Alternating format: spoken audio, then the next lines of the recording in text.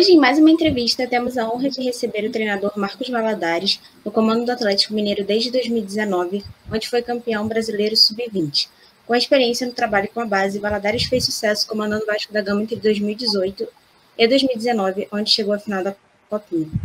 E também tem passagens pelo Cruzeiro, Palmeiras, Fluminense, Patinga e América Mineiro. Essa entrevista vale também para o podcast Na Base da Bola, onde falamos sobre as categorias de base. Marcos, assim que você conquistou o Campeonato Brasileiro Sub-20 pelo Galo na temporada passada, você deu uma entrevista onde afirma que é precoce os jogadores ao longo da temporada, no crescimento deles. Quando é possível enxergar se um jogador está pronto para o elenco profissional a partir da parte técnica dele? Bom, boa noite, primeiramente, né? Hoje em dia, as competições, né, a nível de CBF, Sub-17, Sub-20, tem preparado muito bem os atletas, né, para um desafio maior, que é chegar um pouco mais cedo no profissional. Mas nós sabemos que o nível do profissional, né, no mercado brasileiro, principalmente por estar, né, retornando grandes atletas, não é fácil para um atleta entrar no profissional e já de imediato corresponder, né? Talvez em alguns clubes com uma necessidade maior de utilizar esses atletas, acaba que é mais viável, acontece com mais frequência, né, e acaba que são usados em alguns momentos até precocemente, não estando totalmente preparados, mas acabam, de uma certa forma, atendendo aquilo que é esperado, e pode ser que dê um retorno até, né, de imediato, financeiro, técnico também. Mas aqueles atletas que jogam em clubes com uma estrutura melhor, com grandes jogadores no profissional, realmente eles têm um pouco, né, dessa questão do espaço, né? O espaço ele não está tão aberto, e eles têm que estar, para chegar e atingir esse nível, eles têm que estar realmente muito bem preparados. E como eu disse, as competições a nível nacional, elas têm dado um suporte muito grande na evolução desses atletas. E na questão técnica é muito isso, um atleta que ele consegue jogar nessas competições nacionais, num bom nível, desempenhando bem, jogando contra grandes equipes, né, fazendo bons jogos, tendo um bom aproveitamento em termos, se ele é um atacante, em termos de assistências, de gols, se ele é um defensor, né, que é uma defesa sólida, um defensor ali que é difícil de ser batido em confrontos, em duelos de 1 contra 1. Então são aspectos, quando ele está jogando contra grandes equipes, a gente percebe que ele realmente está num nível bacana, interessante, para que ele receba aí, né, num curto espaço de tempo, uma oportunidade de estar pelo menos no plantel profissional e talvez aí, né, ter uma sequência maior já de imediato na categoria. Boa noite, Marcos. Marcos, até falando um pouquinho sobre tá trabalhando em clube grande, clube de grande expressão, de primeira divisão, nacional, disputando, sempre sendo favorito nos principais campeonatos que tem na base. Como funciona para o treinador da base a cobrança por resultado, né? Ir além de formar, que nem tem por muitos clubes maiores de torcida, que acaba passando competições nos principais canais de mídia esportiva, então o torcedor acompanha, o torcedor cobra por títulos também, e eu queria saber como funciona essa cobrança, levando em consideração que sempre que tem um jogador que se destaca na sua categoria, pode ir para uma acima, se tiver uma acima, ou ir para o profissional e acabar desfalcando o seu time, às vezes perdendo uma peça-chave ali para a sua formação, para o seu trabalho, que já vem lá desde o início do ano. Bom, primeiro, de base, nós sabemos que é realmente a gente conseguir colocar jogador no profissional. Quando isso acontece numa categoria sub-20, a gente realmente fica satisfeito, feliz, porque a gente está conquistando aquele principal objetivo, e isso, querendo ou não, tem uma valorização pelo clube, né? O clube, ele espera que nós, profissionais da categoria sub-20, a gente consiga formar bem os atletas para que eles consigam esse objetivo de chegar ao profissional. Nós sempre trabalhamos com bons jogadores em vários contextos, mesmo tendo não uma perda, né, uma saída de um atleta para o profissional, a gente com certeza vai ter uma reposição de um nível bom, né, que talvez o atleta ele está precisando só realmente, o outro companheiro dele que foi ao profissional talvez estava um pouco à frente, também por estar jogando um pouco mais, está tendo um pouco mais de oportunidade, então isso contribuiu para que ele aparecesse um pouco mais. Talvez o outro atleta ele está precisando só um pouco mais de espaço mesmo, de oportunidade, pode também dar uma resposta positiva. Acho que esse é o processo, né? A gente trabalha não só como equipe, trabalhamos com um grupo como um todo, né? Fazendo com que vários jogadores tenham a oportunidade de participar do processo, do trabalho, do dia a dia de treino, e com isso eles estejam todos preparados para a sequência, né? Em relação ao favoritismo, eu acho que tem grandes clubes no Brasil, acho que na base o favoritismo ele é um pouco menor do que o profissional, né? Se for imaginar a questão de um plantel no profissional, quando ele tem um investimento muito alto, é natural que esse plantel ele vá brigar com, né, um pouco mais de facilidade, não digo facilidade, mas ele realmente ele vai estar ali brigando entre as grandes equipes que estão também dentro daquele contexto de grandes investimentos. Na base, as categorias, mesmo com boas estruturas, você tem um investimento mais direcionado para aquela categoria.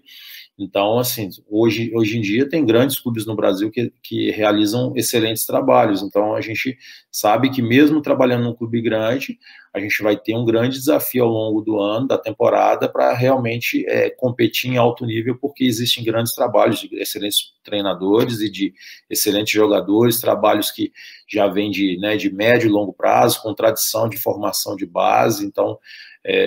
tive sorte de passar por alguns também, então isso com certeza influencia. E a questão da pressão, a pressão maior, acredito eu, que seja realmente a gente conseguir formar bons valores para o profissional. Claro que todo mundo sabe da importância de competir bem, competir em alto nível. Eu sempre bato na tecla que quanto mais longe nós formos nas competições, isso é fundamental, é importante para os nossos atletas, não só pela questão de ter a chance de ganhar o título, mas sim por sempre estar jogando um bom número de jogos num grande nível, naqueles jogos que são mais decisivos, né, um jogo de semifinal, de final, de quarta de final, enfim. Quando você consegue, por exemplo, num campeonato brasileiro de 20 equipes, de grandes equipes, você classifica entre os 8, que não é fácil, né? 12 grandes equipes não irão classificar para essa segunda fase. Depois entra na fase do mata-mata, e esses jogos, os jogos de decisão,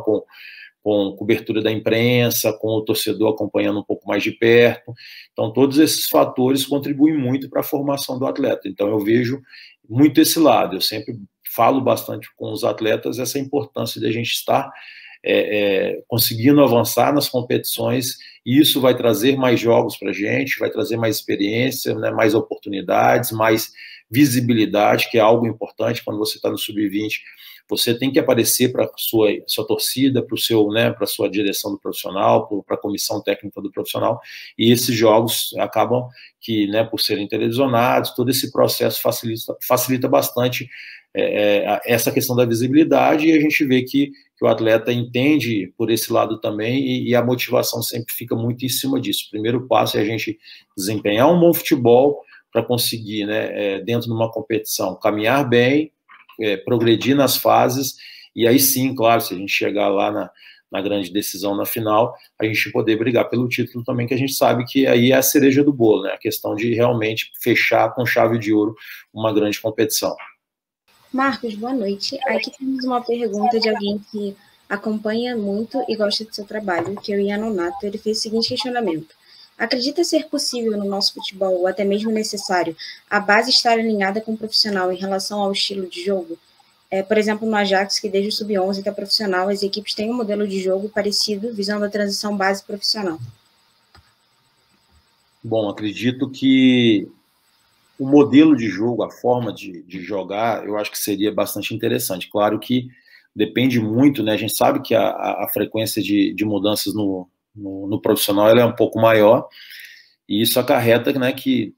às vezes o clube ele não tem, né, o clube profissional, como, né, pensando de uma forma geral, ele não tem aquele modelo de jogo pré-definido, né? E aí fica muito pela visão do treinador que eles estão contratando. Claro que se o clube tiver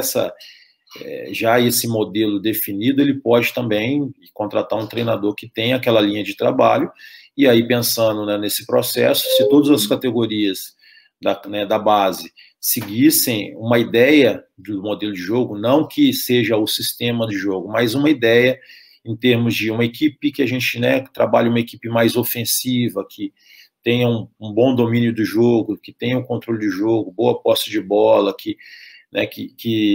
pressione o adversário no seu campo. Então, os conceitos que a gente imagina, né, que todas as equipes que, né, pensam jogar um futebol de grande nível, que vai chamar a atenção, se a equipe profissional ela realizar esse trabalho, com certeza a gente caminhando junto na categoria de base facilitaria o processo de transição do atleta para o profissional. Mas a gente sabe que essa não é bem a realidade, principalmente no futebol brasileiro, pela questão mesmo de muitas mudanças no profissional, e aí envolve resultado, envolve, né,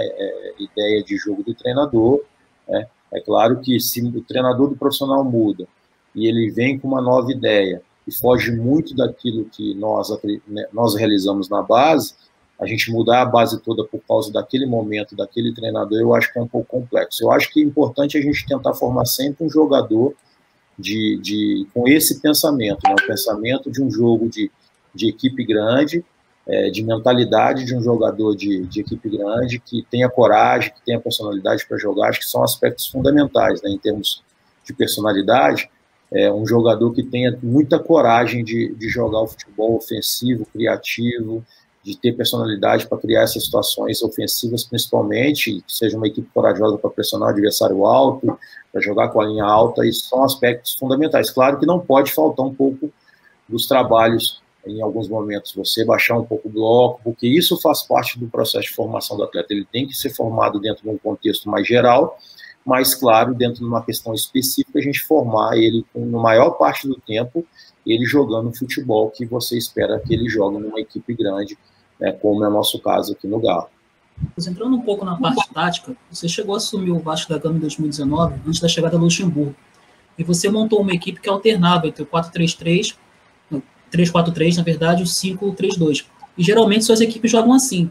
Hoje no futebol temos uma variação de times neste estilo. Aqui no Brasil, São Paulo, Palmeiras. Na Europa a gente tem o Chelsea, Inter de Milão. Gostaríamos que você falasse um pouco sobre esse esquema e se os 3 zagueiros estão voltando a ser tendência no futebol. E o que faltou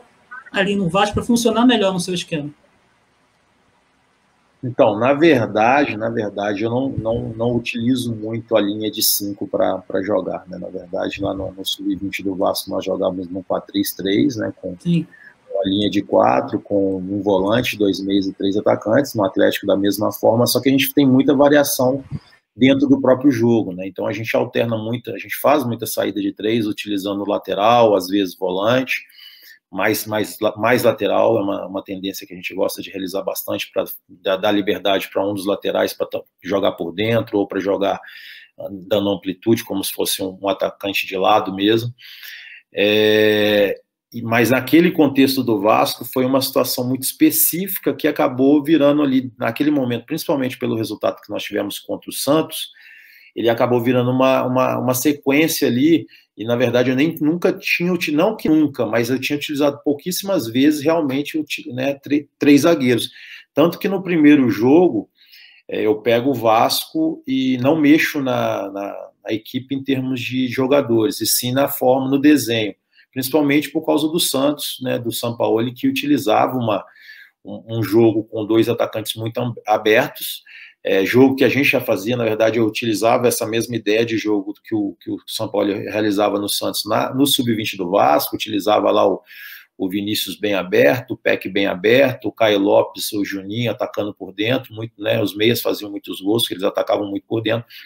E esse jogo, quando você coloca 5 homens na última linha do adversário, como era o caso do Santos naquela época, a gente precisava aumentar um pouco a nossa última linha. Ou a gente exercesse uma pressão muito forte no campo ofensivo, que a gente não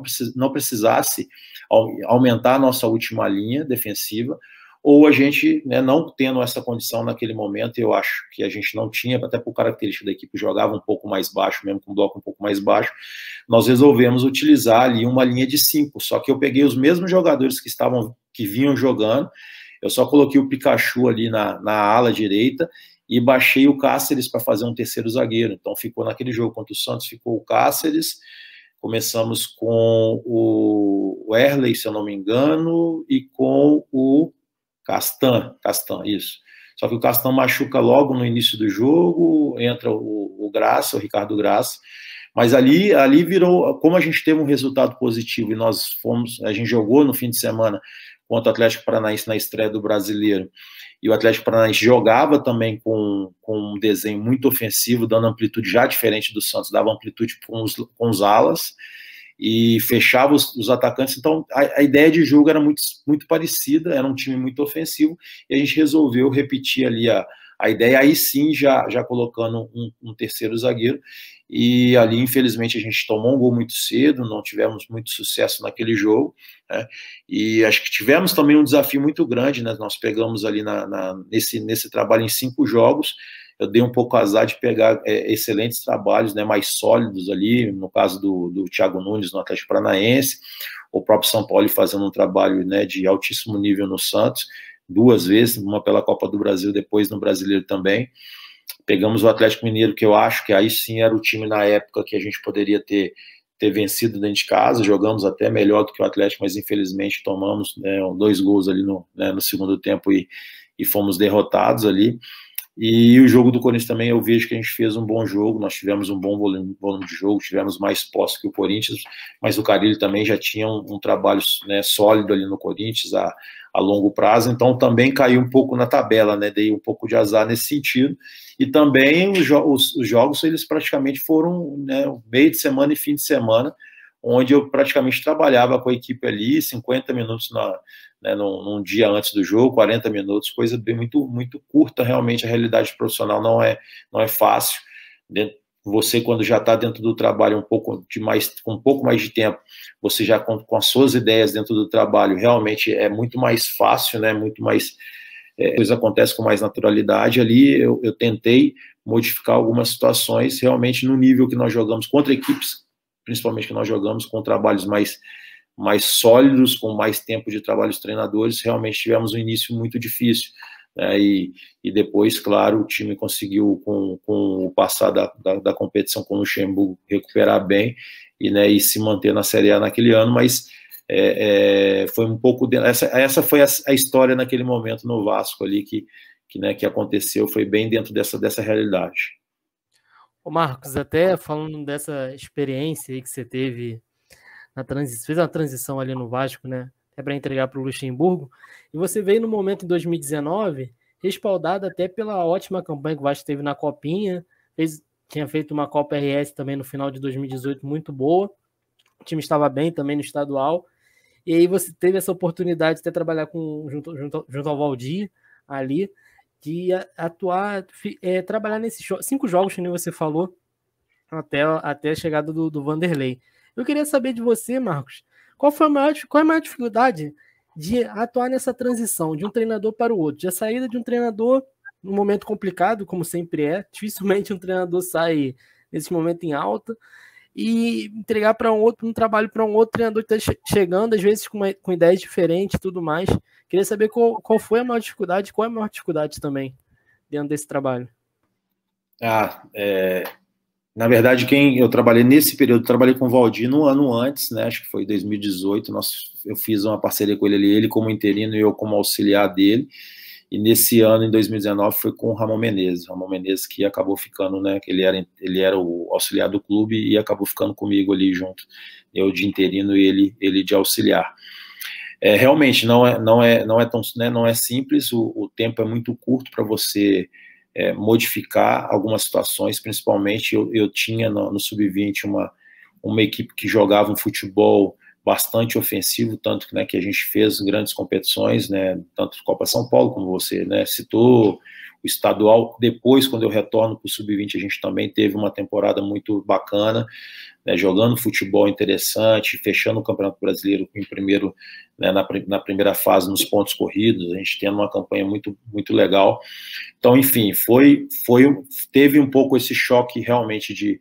diferença, de conceito, de forma de jogar. O profissional, dentro da sua realidade, jogava um futebol um pouco mais reativo, com um bloco um pouco mais baixo, né? Isso realmente existe o tempo curto, realmente ele não permite que você faça grandes mudanças, né? Como eu disse, o calendário, a tabela que eu acabei pegando ali naquele momento, foi uma tabela além dos grandes adversários, o tempo muito curto entre um jogo e outro, né? Praticamente a gente fazia esse treino, né, de 40, 50 minutos ali numa véspera de jogo, a gente tinha que recuperar bastante os atletas, e isso foi realmente um dificultador daquele período ali que nós assumimos, né? Eu acredito que é muito dentro desse contexto. Se você tem um tempo maior para desenvolver o seu trabalho, talvez você consiga ir aos poucos trocando um pouco a forma de jogar, né, alternando algumas situações para que você consiga daqui a pouco implementar a sua ideia. Mas quando o tempo é muito curto em relação aos treinos, é bastante complicado. Talvez quando você pega uma tabela um pouco mais favorável, com adversários no nível um pouco inferior, também equipes ali que estavam remontando, né, iniciando um processo ali no Campeonato Brasileiro, com mudanças de treinador também, todo esse contexto poderia ter contribuído para um início ali mesmo com essa dificuldade, o adversário também poderia ser uma situação mais favorável, mas infelizmente realmente a gente também teve esse agravante aí de pegar grandes equipes com excelentes treinadores e realmente dificultou bastante aquele momento que nós vivemos ali, mas foi um momento super tranquilo em termos de ambiente, os atletas respeitaram bastante, mesmo com aquele momento de dificuldade no início ali, sabiam que a gente estava tentando de uma certa forma ajudar, passando algumas coisas diferentes, né, mas eles sabiam também que o desafio naquele momento ele era difícil, tinha grandes adversários pela frente, mas que daqui a pouco a tabela também ia melhorar um pouco, eles iam ter mais tempo para trabalhar ao longo da semana, já que nós tínhamos sido eliminados naquele jogo contra o Santos da Copa do Brasil, o time já tinha sido eliminado, se eu não me engano, da Copa Sul-Americana, então só tinha o brasileiro ali para frente, só foi aquele iniciozinho mesmo que teve jogos numa sequência, e depois praticamente o Vasco começou a jogar somente uma vez por semana durante um bom tempo na tabela, e isso também contribuiu para que eles tivessem mais tempo de preparação e conseguissem ter uma boa recuperação dentro da competição. Marcos, em relação ao time titular que entrou em campo defendendo o Vasco na final da Copinha de 2019, restaram no elenco Alexander, Miranda, Caio Tenório, Bruno Gomes, Caio Lopes, João Pedro e Thiago Reis. Desses, apenas o Bruno está atuando com maior regularidade. Seria precipitado da gente dizer que os outros atletas ainda não estão prontos, que isso envolve o desenvolvimento deles, ou que, por alguma maneira, aconteceu uma transição precipitada? Bom, de uma forma geral, como eu disse no início da nossa conversa, existe uma necessidade no Vasco, né? Diferente, por exemplo, do Atlético hoje, a gente tem um plantel profissional que realmente é recheado de grandes valores, de jogadores de grande destaque, né, de cenário internacional, de seleção. Então, realmente, o espaço, por exemplo, do Atlético ele é muito menor que no Vasco, e o Vasco, por esse contexto, realmente ele tinha necessidade de ter os atletas ali, pelo menos, envolvidos no processo do profissional. Eu acho que realmente tem que se ter um certo cuidado, porque muitos deles eles subiram, e não digo que não estivessem totalmente preparados, mas realmente precisavam, como todo jovem, e até mesmo jogadores que já estouraram idade, jogadores de 22, de 23 anos, mesmo estando há um bom tempo no profissional, eles ainda estão no processo de desenvolvimento, né? Acho que o clube tem que ter muita atenção em relação a isso. E aí, a importância, né, de ter um treinador no profissional também com essa visão, um treinador que entende que todos esses atletas estão no momento de formação ainda, né, que tenham um cuidado ali no dia a dia de trabalho, no treinamento, mesmo que esses atletas, em alguns momentos, eles não participem do jogo, por exemplo, lá no Campeonato Brasileiro, aquele atleta foi no banco e não jogou, ter uma preocupação de dar vivência de jogo para esse atleta, né? Por exemplo, pega ali num pós-jogo, num dia na sequência, tem um amistoso contra uma equipe profissional do estado, né, contra uma equipe que esteja ali disputando, ou até mesmo, sei lá, eu estou no Vasco, eu vou lá e o Fluminense jogou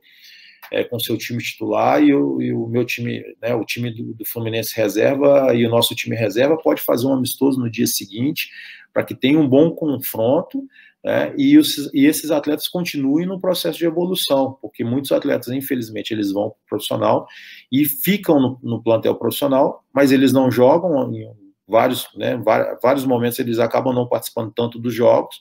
perdem minutagem de jogo, não joga também no sub-20, porque, né, por causa de ter ido no banco do profissional, às vezes o jogo do sub-20 foi no mesmo dia, enfim, não tem como jogar no sub-20, e ele acaba destreinando. Então ele entra num processo de diminuir a questão da evolução dele. Então, infelizmente, acho que esse é o processo de formação no Brasil, que a gente precisa ter um pouco mais de cuidado quando o atleta realmente ele vai para o profissional, para a gente dar uma sequência de desenvolvimento para ele, seja em jogos, mesmo que não seja no jogo oficial, porque infelizmente não dá para colocar todos, principalmente na situação do Vasco. Você sobe com muitos atletas, um bom número de atletas no profissional, muito jovens, você não consegue colocar todos para jogar. Eles precisam de uma sustentação de jogadores mais experientes, né, uma estrutura ali sólida, principalmente no momento até mais favorável, quando a equipe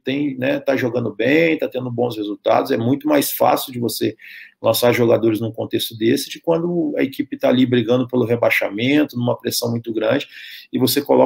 começa a colocar muitos jogadores com idade, né, muito jovens, e realmente aquela pressão, aquele contexto pode influenciar ali no desempenho, e eles não darem uma resposta àquilo, né, daquela forma que a gente acredita que poderia dar num outro contexto. Mas eu acho que esse processo de formação, o clube ele precisa se preocupar muito com a sequência desses atletas, porque realmente, senão eles vão tá criando uma situação muito desfavorável para que esse atleta ele continue evoluindo. Ainda em cima desse debate sobre trabalhar na base, no profissional, você ainda se considera preparado para assumir uma equipe profissionalmente nesse momento?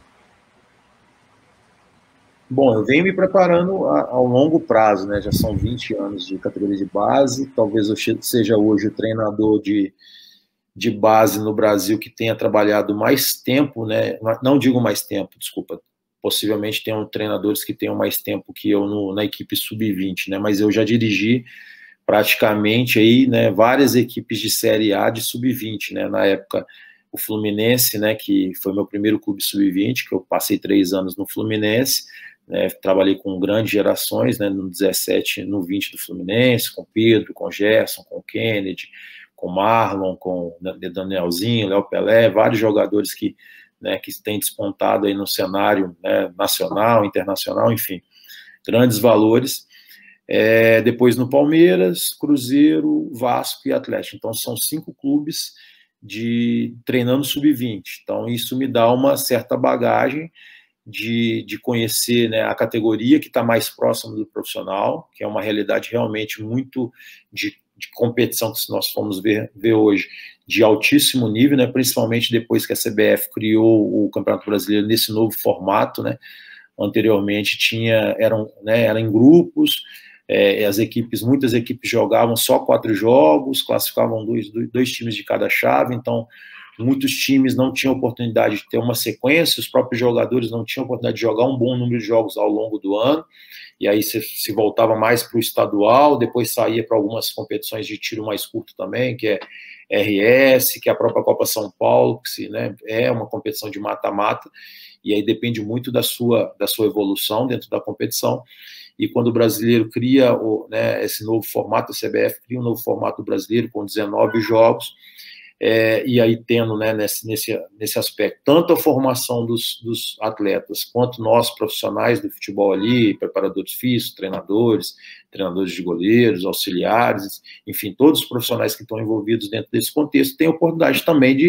de crescer, de demonstrar mais o seu trabalho,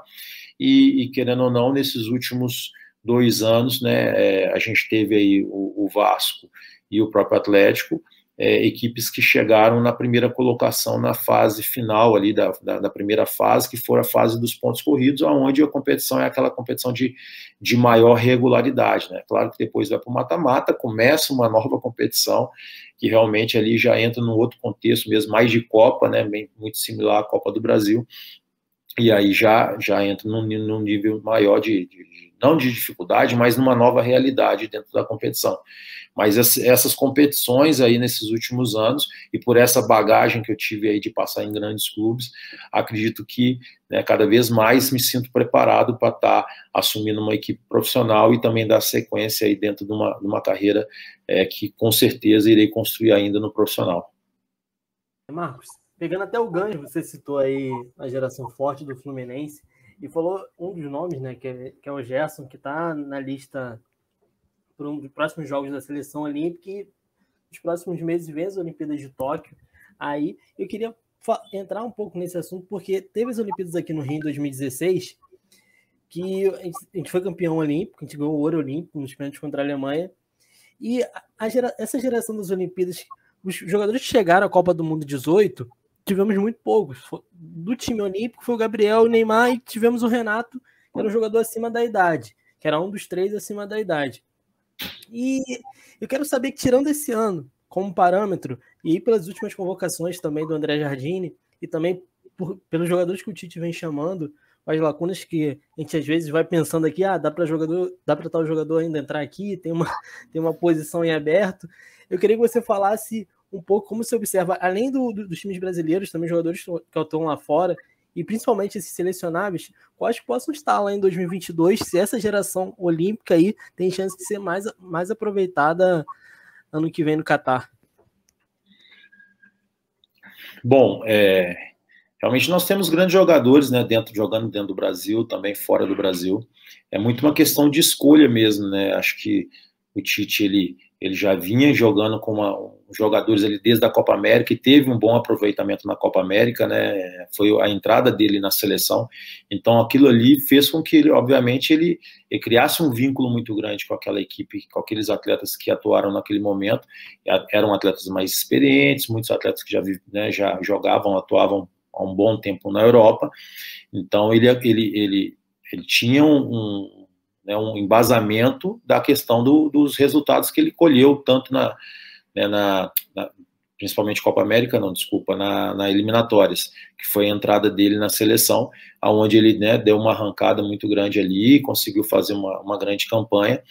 e aí todo aquele processo realmente ele teve esse contexto de fazer as escolhas de uma forma até muito justa, no meu entender, né, de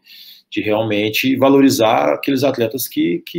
corresponderam dentro de uma competição que é difícil, uma eliminatórias, né? E as seleções sul-americanas tendo uma crescente, a Venezuela cresceu seu futebol, enfim, várias seleções jogando em um bom nível, realmente criando uma certa dificuldade, e a seleção, aqueles jogadores que conseguiram desempenhar bem ali, realmente mereciam né, serem convocados e irem à Copa. Agora, realmente, ele está tendo uma certa reformulação na seleção. O Jardine está tendo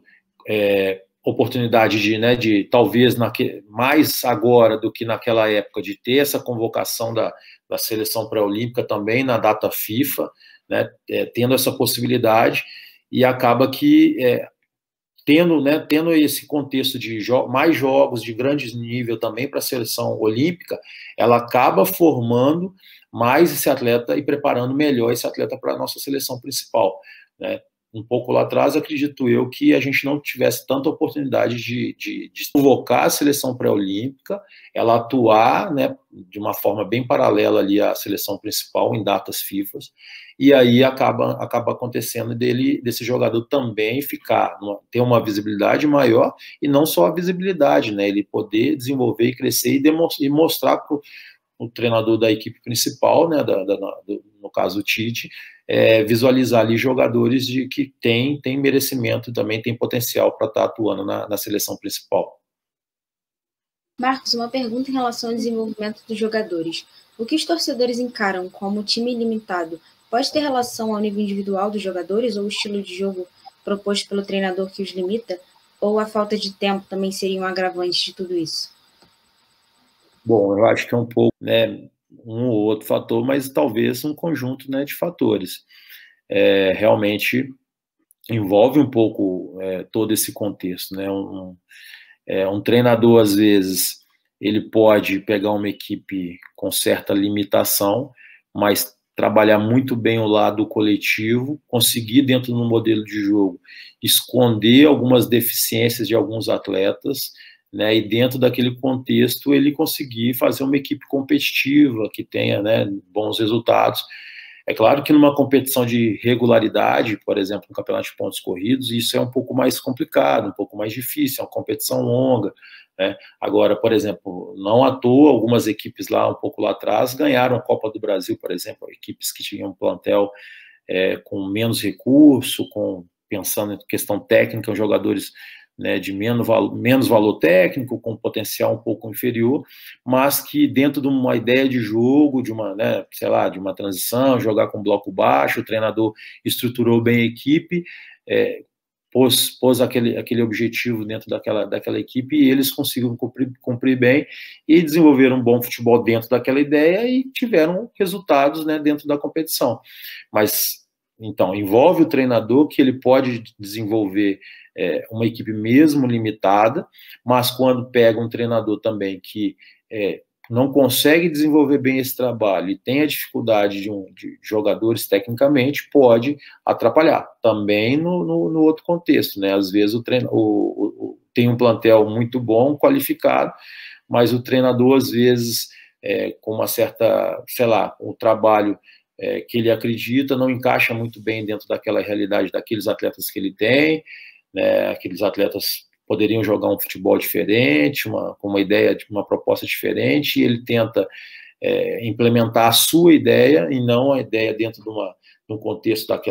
do perfil daqueles jogadores que ele tem, e dentro dessa realidade a equipe também não desenvolver. Então, acho que pode ser, né, dentro de um trabalho, pode acontecer um pouco de tudo. O ideal mesmo para a equipe, né, desenvolver um bom futebol é que tenham bons valores, que eu acho que é difícil realmente fazer um futebol em termos de visibilidade, em termos assim, de agradar, né, o público, o torcedor, a imprensa, um futebol bonito, sem peças, sem jogadores para que isso aconteça, né? Mas também não adianta só ter as peças se o treinador ele não vem com uma ideia que faça com que esses jogadores cresçam um pouco mais e a equipe jogue um futebol de alto nível. Acho que tem um pouco dentro dessa realidade. Marcos, Vinícius Júnior, Renier, Rodrigo dos Santos e atualmente o Kaique no Fluminense foram contratados ainda muito jovens pelos clubes europeus. Por que você, na sua opinião, é claro, por que os clubes da Europa estão buscando esses jogadores cada vez mais jovens? Bom, acredito muito que eles não acreditam muito no processo de transição do futebol brasileiro. Na minha visão, é um pouco isso. Esses atletas, a maior parte desses atletas que você citou, eles foram para o profissional precocemente. Mas esse processo, como eu, né, falei anteriormente, talvez essa continuidade no desenvolvimento do atleta, já no profissional. Então, o atleta vai para o profissional muito jovem, e aí, às vezes, ele começa a jogar bastante, treina pouco, e, às vezes, até mesmo, né, não jogando tanto, fica na reserva, e deixa de jogar, deixa de desenvolver. Acredito que eles enxerguem um grande potencial nesse atleta, e eles tem uma preocupação, no meu entender, uma preocupação um pouco maior com essa sequência desses atletas, né? Vamos pegar o caso do Vinícius Júnior, por exemplo, o próprio Rodrigo. Quando eles foram para o Real Madrid, eles, no primeiro momento, foram para a equipe B, né, na equipe lá sub-23, para que eles ainda tivessem um processo de adaptação ali dentro do clube, e aquelas equipes realmente elas têm uma grande preocupação, porque eles eram jogadores jovens também, que estavam, né, na equipe sub-23, e ali sim o treinador que está lá na equipe sub-23 tem uma visão ainda de desenvolvimento para esse atleta. Então eu acredito que eles queiram terminar a formação desse atleta na Europa, para que eles desenvolvam um pouco mais a questão, né, coletiva, dos conceitos mais modernos, porque um jogador nesse nível dentro do Brasil, né, um jogador com muita qualidade, com muito recurso, como, né, esses casos que você citou, esses atletas acabam dentro do futebol brasileiro jogando em alguns momentos um pouco mais o jogo individual, que é importante para eles, que é interessante, mas que o europeu ele quer esse jogador com essa qualidade individual, mas que ele também quer que esse atleta ele desenvolva um pouco o aspecto coletivo, né, a tática coletiva, em termos de organização, de jogo posicional, um entendimento maior dos conceitos que eles aplicam muito bem, e acredito que eles queiram que esse atleta ele tenha essa reta final de desenvolvimento dentro da realidade deles. Acho que é um pouco dentro desse processo, e também talvez, né, acho que, né, quanto mais cedo eles pegam ali, se esse atleta não consegue ainda jogar muitos jogos dentro do Brasil e ter uma valorização maior ainda, talvez eles comprem esse atleta um pouco mais barato também, também tem um pouco desse lado, né. Marcos, até pegando o gancho, que a gente estava falando agora da saída precoce, né, dos jogadores brasileiros, a gente fala um pouco também da formação desses atletas, né? O ano de 2019, com a vinda do Jorge Jesus para o Brasil, né, trouxe um debate, até um debate que começou em Portugal e trouxe para os nossos canais de mídia e tudo mais, era no canal 11, que era sobre posicionamento do corpo ao receber a bola. A gente vê que era pouco discutido na mídia tradicional e etc e tal, e lá no canal 11 teve esse debate sobre o time do Flamengo, sobre o time do Jorge Jesus, e a forma de receber a bola tanto do Bruno Henrique, e quanto ele perdia de tempo, entre outras coisas. E teve um caso particular, né, recentemente, numa final da Taça Rio, entre Botafogo e Vasco, que no meio do jogo até o Chamusca ele chama a atenção do Varley sobre a forma dele receber a bola. E que a bola acabou saindo por conta disso, o posicionamento do corpo dele. Eu queria que você falasse um pouco como é trabalhado isso na base. Eu sei que na base, você chega no sub-20, às vezes você recebe jogadores de outras equipes. Aí eu vou até citar um jogador, o Echaporã, por exemplo, é um jogador que chegou já praticamente na formação final dele, sub-17 para sub-20, e veio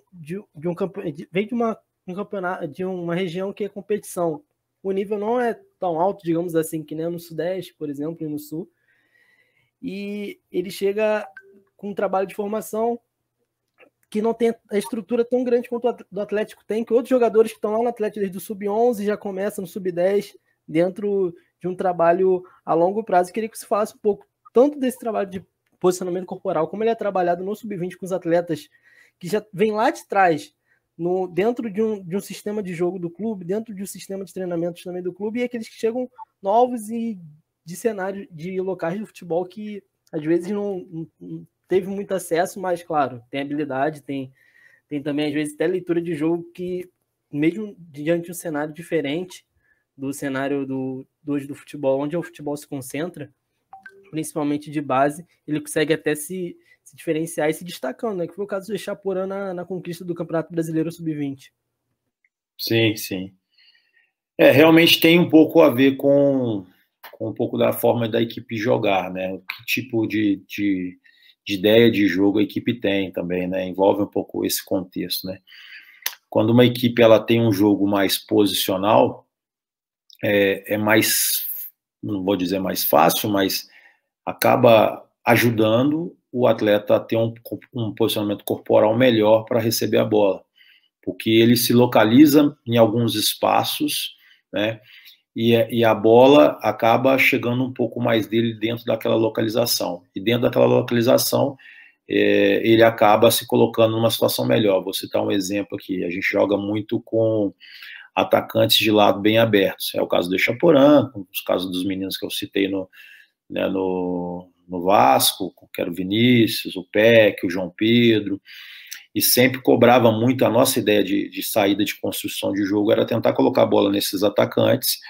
e eles já recebessem essa bola podendo ter a possibilidade de progredir, de atacar a última linha do adversário. Então a gente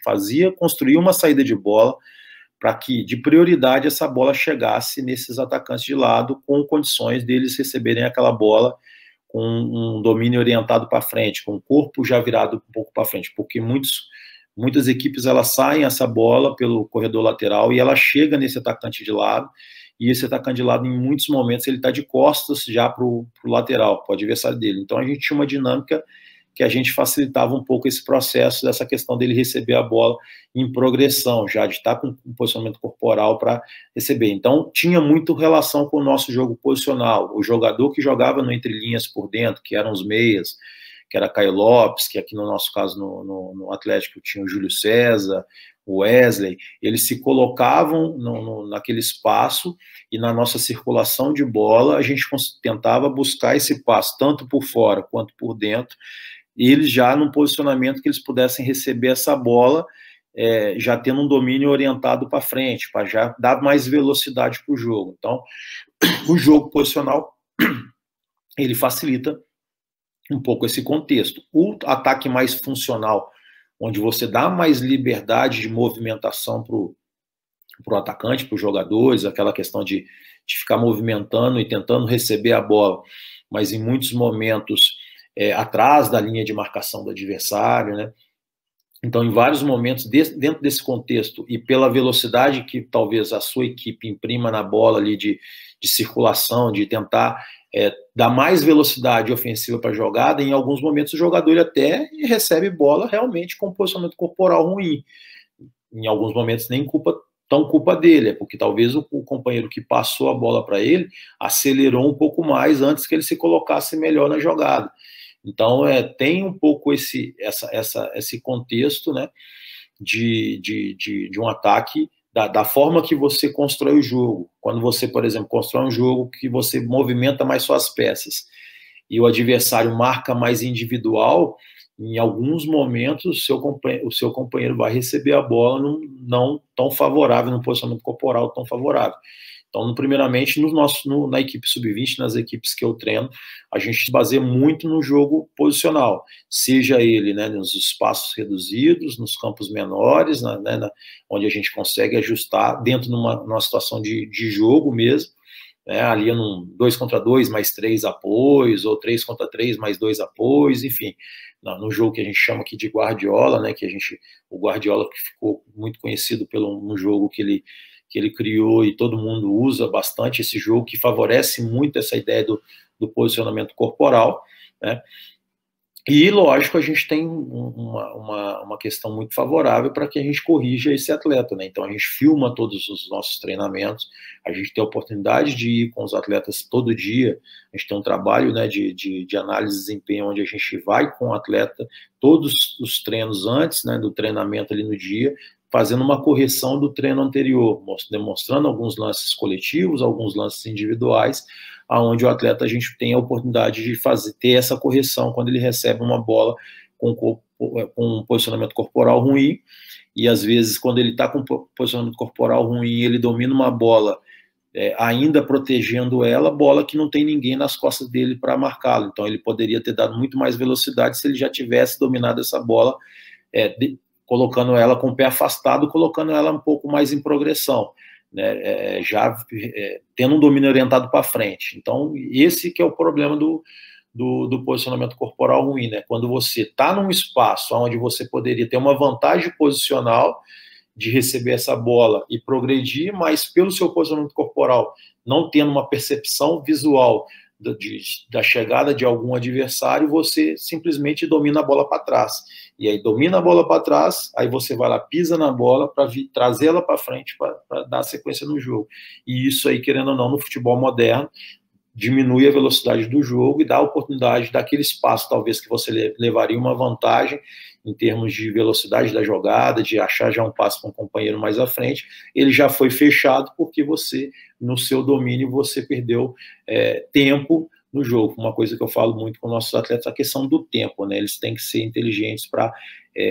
diminuir o tempo das ações, não que ele tenha que passar rápido a bola, mas que ele consiga ter uma percepção melhor do que ele tem que fazer, e aí sim o posicionamento corporal facilita muito isso. Marcos, dentro desse assunto, diante da importância da abordagem metodológica, onde o ensino ele deve estar integrado ao jogo, como é possível atravessar o problema onde os jogadores têm dificuldade quanto à leitura de jogo?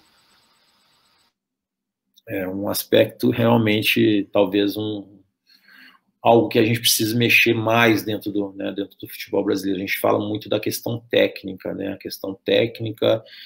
precisamos trabalhar a questão técnica. com certeza precisamos desenvolver bem o atleta tecnicamente, mas o principal é a tomada de decisão, né? O atleta, quando ele erra alguns passes, se você realiza algumas atividades, alguns exercícios, hoje nós temos no Atlético uma metodologia de treinamento onde tem um envolvimento muito técnico, porque tem um projeto destinado para isso, né, que é chamado DNA Alvinegro. Então a gente tem, talvez dos clubes que eu trabalhei até hoje, é o clube que mais se preocupa com essa questão técnica do atleta. Mas além da questão técnica, e a gente vê isso muito dentro desse trabalho, quando não tem oposição, né, não tem um atleta, um adversário para fazer com que esse atleta perceba melhor o lance e perceba o melhor momento de passar, para onde passar, com qual parte do corpo passar, enfim, se passa de primeira, se passa com parte interna, externa do pé. Esse atleta, quando ele faz o trabalho sem o adversário, ele tem um nível de acerto. Quando ele vai para o confronto, para o jogo, que envolve tomada de decisão, ele tem uma dificuldade um pouco maior. Então, é realmente um aspecto que a gente precisa desenvolver melhor no nosso atleta, essa questão da tomada de decisão, porque hoje o futebol, até mesmo dentro do Brasil, o desenvolvimento tático da questão de organização das equipes, elas melhoraram tanto que os espaços eles ficaram mais reduzidos. Então, o nosso jogador, que tecnicamente era muito diferenciado alguns anos atrás, hoje ele tem uma dificuldade maior, porque como o espaço fica mais reduzido, a pressão na bola ela é mais rápida, o adversário te incomoda mais rápido dentro daquele espaço e você tem menos tempo para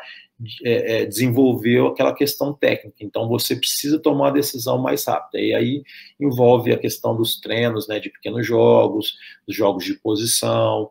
né, essa metodologia realmente de fazer com que o atleta ele tenha jogos que a gente chama de jogos de inteligência, jogos que façam com que ele desenvolva esses aspectos cognitivos dentro do jogo, para que depois, na hora que ele for para um jogo maior, né, dentro daquele, né, do 11 contra 11, ele possa tomar a melhor decisão e poder realmente desenvolver um futebol que a gente espera que um jogador de alto nível, né, desempenhe. Falando em alto nível, né, que nem tá o nosso bate-papo aqui, vou falar um pouquinho agora de gestores, né, da base, e eu vou citar os 3 últimos que você trabalhou, o seu atual gestor, queria que falasse de cada um pouco, seu atual gestor dos 2 últimos, né? Queria que falasse um pouquinho do Carlos Brasil, do Júnior Chávari e do Ernesto Damiani, que na minha opinião são dos tops no Brasil, estão na lista dos tops do Brasil, dentro das categorias de base, e queria que você falasse um pouco como foi trabalhar com o Carlos, com o Júnior, e como está sendo trabalhar com o Ernesto. Eu dou um pouco de sorte nesse aspecto também, né? Sempre, além de trabalhar em grandes clubes, trabalhar com excelentes profissionais, sejam, né, os nossos gestores, mas também todos os profissionais que estão ali no dia a dia, dando todo o suporte, contribuindo com o trabalho, com o processo, porque é um processo, né? É um desenvolvimento de um trabalho de um grupo de grandes profissionais, desde, né, dos treinadores das categorias menores até a categoria sub-20, para que a gente consiga ali formar um grande jogador, né, e colocá-lo aí na equipe profissional. Então, o Brasil, eu não conhecia pessoalmente, né, eu recebi um convite para ir ao Vasco em 2018, ali na transição, né, de gestão. O Brasil tinha acabado de assumir e fui indicado na época até pelo Gracelli, que era o coordenador técnico, e já me conhecia, porque tínhamos trabalhado junto no Cruzeiro, e ali, né, numa conversa, quando eu fui, né, conversar com o Brasil, com o vice-presidente na época, eles, né, gostaram muito e me contrataram, e o Brasil, uma pessoa assim fantástica, desenvolve um grande trabalho, né, um cara muito inteligente, tem uma grande preocupação com a formação, né, das categorias mais jovens, contratou grandes profissionais para a categoria de base do Vasco. Então o Vasco hoje ele é recheado de excelentes profissionais que realmente contribuem muito com esse processo de formação, e o Brasil é o grande mentor desse projeto, né? Primeiramente, ele se preocupou muito com essa questão de contratar excelentes profissionais para que desenvolvessem um bom trabalho, preocupar-se realmente em oferecer uma estrutura. Então, no Vasco, quando nós chegamos ali, as categorias menores ainda não tinham um local certo de treinamento, e aí eles arrendaram lá o Arte Sul, e aí o Arte Sul virou a casa ali do 17 para baixo, virou a casa do Vasco, então tinha sempre um local de treinamento, então teve essa frequência de treinamento, e dentro do processo de formação ali de todas as categorias, ele realmente teve uma grande preocupação e com certeza tem feito um excelente trabalho no Vasco, mérito de todos os profissionais, mas muito do Brasil que realmente desenvolveu esse grande trabalho ali, dando esse grande suporte, contratando excelentes profissionais também para o clube. Eu tive a oportunidade de trabalhar, a minha vinda para o Atlético, ele me contratou juntamente com os outros profissionais, os coordenadores e tudo. Nós tivemos algumas oportunidades de jogar contra equipes do Chavre, ele estava no Tubarão ao longo antes de vir para o Atlético, e a gente enfrentou, com o Vasco, nós enfrentamos o Tubarão na Copa São Paulo e depois na Copa do Brasil. Então ele viu a nossa equipe jogando, gostou bastante. Depois, no próprio Brasileiro, nós enfrentamos o Atlético, na época como treinador do Vasco, também fizemos grandes jogos contra o Atlético. E aí ele se interessou um pouco pelo trabalho, fizeram uma mudança aqui, abriu uma vaga no Sub-20, e aí na época ele me convidou. É um profissional também de altíssimo nível, vem desenvolvendo grandes trabalhos em todos os clubes que passou. Tem o seu perfil, um perfil mais de contratar jogadores até um pouco mais, um estágio um pouco mais avançado de formação, então ele vai ali buscar jogadores no final do processo, mas tem um grande conhecimento de mercado, trouxe bons valores, não à toa que a gente conseguiu aí fazer uma grande campanha na temporada passada. Então ele tem essa ideia, um excelente profissional, tem uma forma de trabalhar ali bem competitiva, pensa muito na questão do profissional, essa é a mentalidade dele, e a gente realmente aprendeu muito trabalhando também dentro desse contexto. O Damiani, na verdade, ele me contratou na época para o Palmeiras, quando eu estava no Fluminense. Ele me levou na época para o Sub-20, mas ele praticamente, a gente não trabalhou junto no Palmeiras, porque ele com 15 dias, uma semana depois que eu tinha ido para o Palmeiras, ele foi para a seleção. Então agora estou tendo a oportunidade de trabalhar com ele, um profissional de altíssimo nível, um cara muito consciente do processo de formação, de valorizar muito as categorias mais novas, de captar muito bem lá embaixo,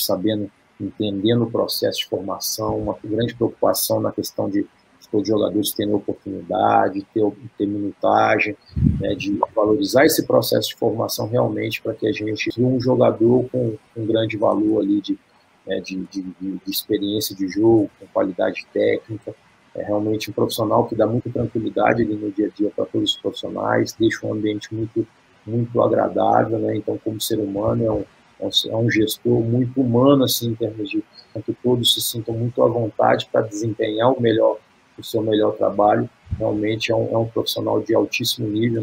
fez um grande trabalho na seleção, e não à toa, que vem desenvolvendo grandes trabalhos aí nos clubes que tem passado lá no Palmeiras antes, na seleção, no Inter, e agora, com certeza, no Atlético também. Marcos, a gente está chegando aqui ao final, e para encerrar minha participação, tem duas perguntas que eu sempre gosto de fazer, e meus amigos de bancada estão de saco cheio de sempre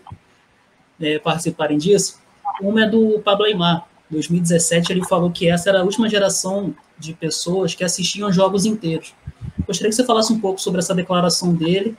e ainda em cima disso, aqui no Brasil, pelo menos na minha concepção, da Ingrid e Daniel também, a literatura sobre livros de treinadores é muito pequena. É muito mais fácil você achar um livro sobre o Marcelo Bielsa do que você achar sobre o Zagallo.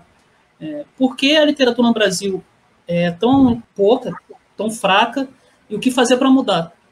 Infelizmente, a gente tem tido aí, os nossos jovens têm tido muitas situações que têm tirado um pouco realmente o interesse pelo jogo. Infelizmente, tem a questão da tecnologia, da internet, infelizmente tem fugido um pouco e tem atrapalhado, no fingir dos ovos, a questão da formação, muitos atletas que participam, pegando, não falo atletas, até jovens, garotos mais jovens ali, que jogam menos bola, que têm, né, menos vivências com esportes, porque estão muito voltados para jogos, né, de videogame, de celular, enfim. Todo esse contexto realmente tem atrapalhado. Espero que ele esteja errado, né, que isso não se torne uma realidade, mas realmente que nós temos um grande desafio, né, de fazer com que os atletas, com que os garotos, né, de uma forma geral, não falo nem só os atletas que estão em grandes clubes, porque eles ali ainda têm um grande motivo, apesar que eu acho que eles podem melhorar nesse contexto de se envolver ainda mais com o futebol, e isso eu cobro bastante dos meus atletas, né, a gente cria muitas situações de mandar vídeos para que eles façam, né, trabalhos em cima de vídeos de equipes, tanto da nossa equipe, para eles terem uma análise crítica ali da nossa equipe e mande para a gente um feedback, quanto também de vídeos de equipes europeias, porque eles gostam e são, querendo ou não, um espelho ali para eles, né, de alguns jogadores, e a gente manda também material para que eles desenvolvam esse processo e tenham uma leitura melhor de jogo dentro desse aspecto, mas realmente a gente tem essa dificuldade de lutar contra esse momento dos jovens, numa certa forma geral, está muito vinculado a essa parte mesmo da tecnologia, todo esse avanço que influencia realmente na questão da vivência esportiva, dessa experiência, desse realmente estar envolvido ali, de praticar mais. Infelizmente a gente tem tido menos isso, e isso gera menos paixão pelo esporte, e realmente quando o garoto ele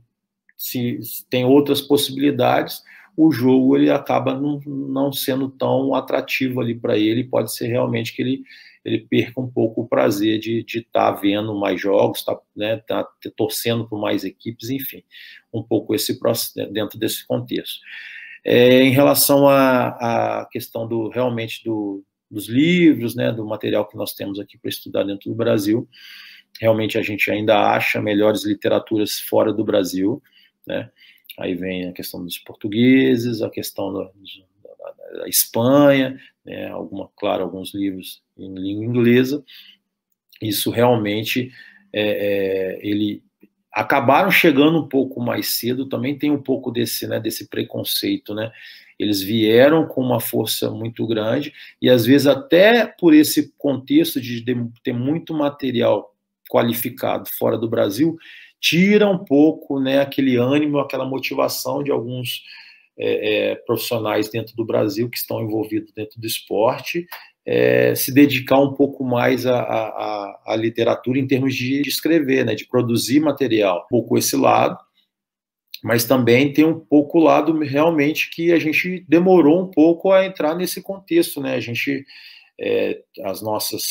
nossa licença, por exemplo, da CBF, ela é muito mais recente do que uma licença europeia, então os profissionais que estão envolvidos no futebol europeu lá atrás, que tiveram a possibilidade de estudar um pouco mais profundamente o futebol, tendo essa obrigatoriedade, porque eles, né, têm a obrigatoriedade de fazer os cursos, então se começaram um pouco isso antes, tiveram a possibilidade de perceber um pouco antes a necessidade também de produzir, né, produzir cultura, produzir material, ali, literatura envolvidas com o esporte, e conseguiram produzir muitas coisas boas, porque, como eu disse, né, o futebol ele caminhou para um lado um pouco tático, e nisso o profissional europeu que está envolvido no futebol realmente ele tem um grande trabalho, um grande desenvolvimento, e eles entraram dentro desse aspecto um pouco mais cedo, e aquela questão, né, quem é pioneiro em alguma coisa leva uma certa vantagem, então eles já se envolveram muito, né, mais profundo nessa questão, e produziram muitas coisas boas, e aí às vezes a gente mesmo aqui valoriza muito mais, né, um livro de um europeu, de uma literatura europeia, do que até mesmo daqueles que a gente, né, de alguns profissionais que escrevem material dentro do Brasil, mas acredito que a gente também precisa realmente meter as cara aí, mergulhar de cabeça para a gente realmente produzir mais coisas dentro do Brasil, que a gente também valorize, né, um pouco mais o nosso conhecimento, né, puxando algumas particularidades do Brasil, né? Não tem jeito de falar hoje que o futebol brasileiro ele é só brasileiro. O futebol brasileiro ele tem muitas coisas que vêm, obviamente, desse contexto do futebol mundial, como vários países copiaram muitas coisas do Brasil, quando o Brasil, né, tinha essa questão muito forte da questão técnica, dos jogadores muito criativos e tudo, eles vieram e copiaram muitas coisas do Brasil. E, da mesma forma, o futebol brasileiro copia também algumas coisas do futebol mundial, e isso eu acho que é, dentro da globalização, algo muito normal, né? O que a gente também não pode é deixar de acreditar em algumas coisas que tem muita relação com os nossos atletas, com a nossa realidade, e tentar, né, unir esses dois fatores, né? Unir, agregar esses dois lados, o nosso futebol e um pouco da modernidade, né? Óbvio que não tem nada a ver, né, essa questão, né? O nosso futebol também é moderno, mas agregar um pouco dessa cultura europeia e a gente produzir um futebol de grande nível é algo que a gente sempre espera fazer. Marcos, infelizmente, essa é a nossa última pergunta. Na verdade, foi muito bom, a gente poderia até ficar mais tempo aqui, mas temos que encerrar. Mas,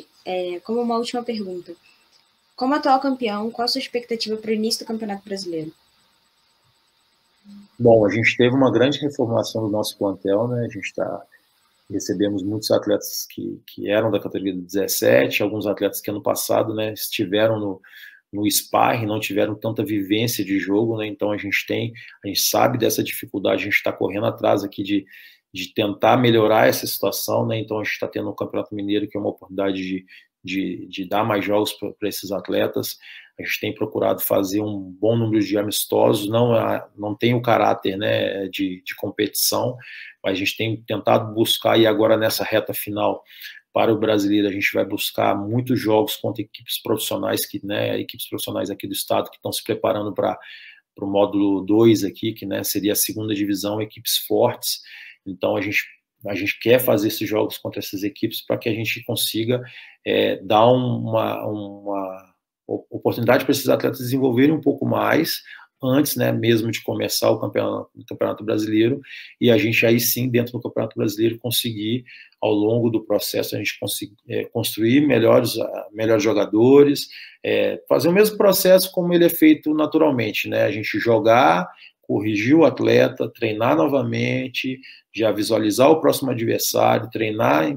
né, para aquele próximo adversário, dentro daquela forma do adversário jogar também, estudar bem o adversário, para que esse nosso atleta ele desenvolva bem, né, dentro do jogo, e a gente consiga colher bons resultados. A expectativa sempre ela é bastante positiva, né? A gente sabe que o processo ele tem suas particularidades a cada ano, mas a gente acredita muito dentro do nosso trabalho do desenvolvimento dos atletas, porque a gente se empenha muito para que a gente consiga construir bons valores, boas equipes, né, porque essa boa equipe ela vai dar um suporte bom para esses atletas em termos de desenvolvimento e vai fazer com que eles realmente, né, tenham mais visibilidade. Você fazendo bons jogos, tendo bons resultados, eles chamam mais atenção, e esse é o nosso grande objetivo também, que eles